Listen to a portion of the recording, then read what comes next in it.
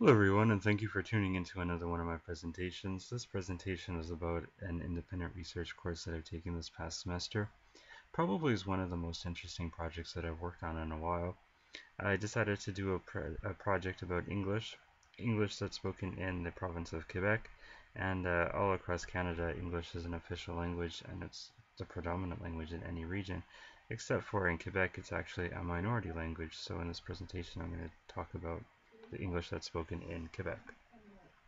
So I'm just going to talk a little bit, give a little bit of a presentation overview. So I'm just going to include a little bit of an introduction. I'm going to discuss the history of Quebec English, and then I'm going to discuss Bill 101, which is also known as La Loi 101. And then I'm going to look at a little bit of linguistic demographics, looking at the populations of Canada and Quebec, the province of Quebec, just to see some mother tongue of English and French, a little bit of a comparison. I'm going to go on to a little bit of particularities of Quebec English, and then I'm going to do a little bit of a brief overview of some issues with the phonetics in Quebec English. Then I'm going to talk about the conclusion, and then, of course, contact and references. Okay, so looking at the introduction, so when people think of English, they kind of think of three different types of English. We think of British English, think of American English, and then we think of Celine Dion English. Well, this paper definitely is going to be looking at Celine Dion and how she speaks English, because a lot of people kind of take Canadian English and kind of merge it together with American English. But Quebec English actually does have its own unique traits. So this paper is going to be not focusing on kind of Canadian English, all the other regions, or American English. It's just really on some particular areas of Quebec. So Quebec is the largest province in Canada, and there are two personality types in Canada. There's English Canada and French Canada. And English is the predominant language, as I previously mentioned, all across Canada with the exception of two regions, and the first being of Quebec, where the predominant language is French, and then the newly created territory of Nunavut, where the predominant language is Inuktitut. And Sophie 2008 explains that English is still well represented in Quebec despite the fact that it is a minority language. So you can still get some instruction in English. You can still get some medical services in English. You can get law services in English. There are radio stations and there are television stations that are in English. So definitely you can get services for us Anglophones. So a little bit about the history of English Quebec. So Boberg 2012 explains a little bit about proportions of Anglophones to Francophones. It starts off in 1851 where there is about 25% Anglophones to Francophones, but nowadays this ratio is actually significantly lower.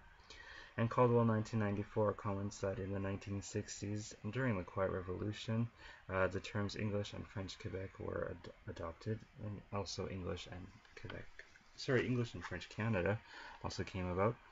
And also, Caldwell 1994 discusses the Royal Commission on Bilingualism and Biculturalism, and really there was a study that was conducted in and around the 60s, and it was really, it was in the 70s, and it was looking at bilingualism, biculturalism, and at the end of the study it was determined that Canada is a bilingual country, but Canada actually is not a bicultural country. So they were trying to think of ways to promote both bilingualism and biculturalism within Canada. And then Beaujeu 1982 comments on some mortality and fertility rates in Quebec, and so basically the mortality rate was a little bit higher for Anglophones, and the fertility rate was higher for the French, so that was able to provide a higher ratio of French speakers to English speakers during that time. So a little bit more information. Caldwell 1994 comments on how in the 30s there were nearly 95% of the population in Quebec whose native English was English. They declared themselves as British descent. And then Popluck in all 2006 conducted a study in Montreal, and really just looking at Anglophones and kind of how Anglophones declare themselves. And so most of them declared themselves as British, and that was either English, Irish, or Scottish. And they also saw that there is a large proportion of Italian and Jewish speakers for Anglophones, for their ethnicities. And Dickinson 2007 explains that there were other origins that were well represented in Quebec that included German, Jewish, and African American. So looking now at Bill 101, also known as La Loi 101. So it started in the 1970s as La Charte de la Langue Française, and it's really just a charter of the French language. And the goal of this charter was to sustain the vitality of French, and so English no longer plays an important role in the daily lives of the Québécois. So Boberg 2012 on page 493 kind of gives a little bit of an idea of really how the Anglophones were feeling when this bill was brought in. And so the Anglophones saw this as a hostile attack on their rights and on their 2 centuries-old historical status as one of the founding peoples of modern Quebec. And this was to diminish the size of the English community even further by prompting an exodus of over 100,000 native speakers of English. Veltman 1986 published an article on the language legislation and how it plays an important impact on the linguistic repertoire of immigrant children. So it's interesting really to see that the immigrants to Quebec, depending on their ethnicity, they kind of decided to do their schooling in different languages. So a lot of the Greek students kind of wanted to do their schooling in English, and a lot of the Portuguese students wanted to do their studies in French.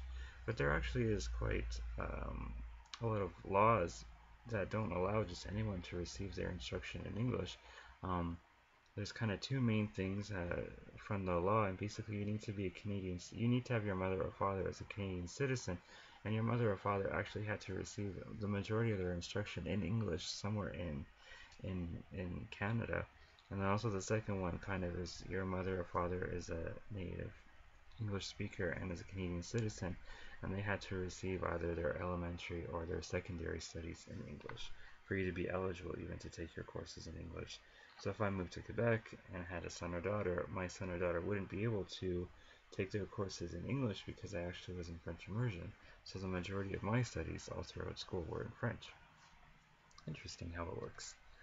So looking now at linguistic demographics, so this is just a table that's presenting some data about the linguistic demographics of Canada from 2001 up until 2011, based on the latest census results from Statistics Canada.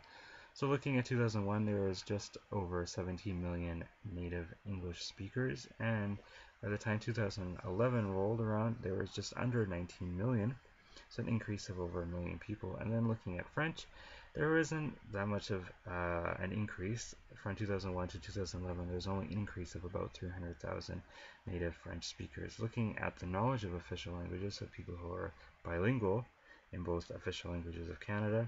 Fortunately, the data was not available for 2001, but looking at from 2006 to 2011 in the 5-year span, there is an increase of about 300,000 people across Canada who are bilingual. Another area to look at is languages spoken at either home or work. Fortunately, I wasn't able to get statistics just for either home, so I had to include work in here for 2001. But we can see that definitely is a much higher proportion of people who speak English at home. And so definitely 21 million people in 2001. For English is just under 7 million people for French. So now if we just look at the province of Quebec, English is a predominant language all throughout Canada, but looking at Quebec, definitely things have changed significantly. French is definitely the predominant language, so in 2001 there is just over 6 million native French speakers and just under 600,000, so it's only about a tenth of Anglophones in Quebec. Knowledge of official languages actually is on the rise for both English and French, so in 2001 it was just under 3 million at 2.9 million people. Up to 3.3 million in 2011. So now looking a little bit at some particular areas of Quebec English. So really the literature focuses mainly on lexical items, but this presentation is going to look at a little bit of other things, not just so on lexical items, just dealing with a little bit of phonetics that I'll get into a little bit later. So Public and all 2006 argue that English has undergone some contact-induced language change.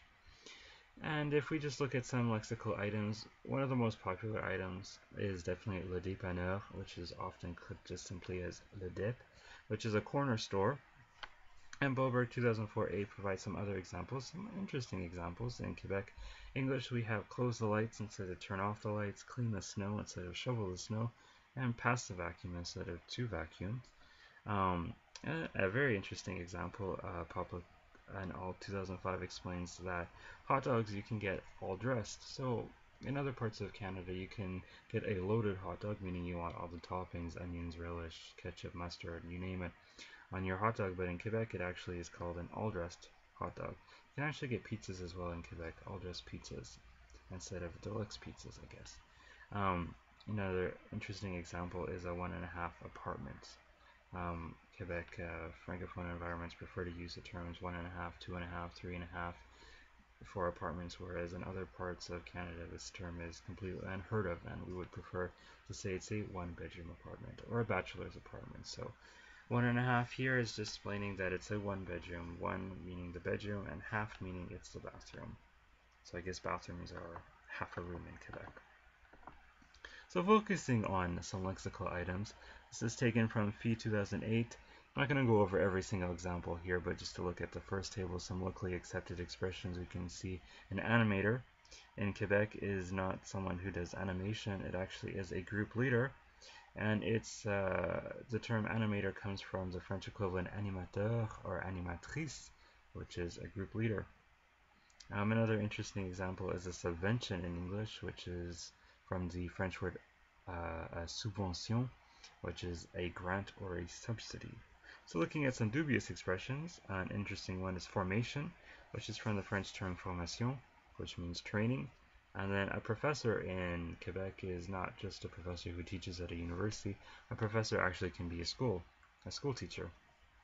And then another example is to recuperate in English actually doesn't mean what we would think to recuperate means. In French it's récupérer. It simply means to get back. And then another one, resume, from the French word résumé, which means to summarize. And then looking at some ambiguous examples. In Canada, usually you go to a library if you want to take out a book, but in Quebec you actually go to libraries if you want to buy books. So a library comes from the French word une librairie, which is a bookstore. If we go to another example, we can see demand, which is from the French verb demander, which doesn't mean to demand, which is exiger in French. Demand in Quebec English is actually just the verb to ask. And then another example can be for Quebec English a souvenir, which is not really a souvenir that we would bring back with us from a trip. Something physical, it actually is a memory, coming from the French word un souvenir. So just looking at a little bit of other particularities of Quebec English in terms of phonetics, there's actually Quebec does a distinction that really Canada does not do as a whole between these two words. So I personally say caught and caught. I do not make a distinction, but the first word is more pronounced more of a cote, and then the verb is the past verb caught. So there are obviously differences with the rest of Canada, and Quebec deems the rest of Canada as simply the rock. And then another interesting example is really the distinction between a and e. So we have words like Mary with an a and Mary with an e, but actually in Quebec there is a distinction. So with an a it's pronounced more of Mari, and with an e it's pronounced more of Mary. And then Fowler and all 2008 actually discussed some voice onset times, also known as VOTs, and really just dealing with the bilinguals and whether bilinguals who learn English first before French, if they're able to produce VOTs that are longer in French and all that. So it was an interesting study that was conducted. And then Workington 1972 explains about the pronunciation of guarantee. I personally say guarantee, but in Quebec they prefer to say a guarantee. Okay, and so this was just a very quick presentation about some particularities about the English that's spoken in Quebec. So English is an official language across Canada, but it actually has a minority status in Quebec. French is phasing out, unfortunately, across Canada, but it remains still very much alive in Quebec, as we can see from the demographics. The ratio of English to French speakers is continually rising in Quebec. Quebec English does have some interesting suprasegmental properties, but the major focus in most of the literature has always been on lexical items. So next time you find yourself in Quebec, you might be enjoying an all-dressed hot dog with your poutine. So I thank you very much for watching my video. If you have any questions, please don't hesitate to send me an email. My email address is right here. And just if you're interested in looking at any of the references that I looked at for the project, I'm just going to include the references if you want to take a look at them. So once again, I thank you very much for watching my video, and I hope you enjoyed it.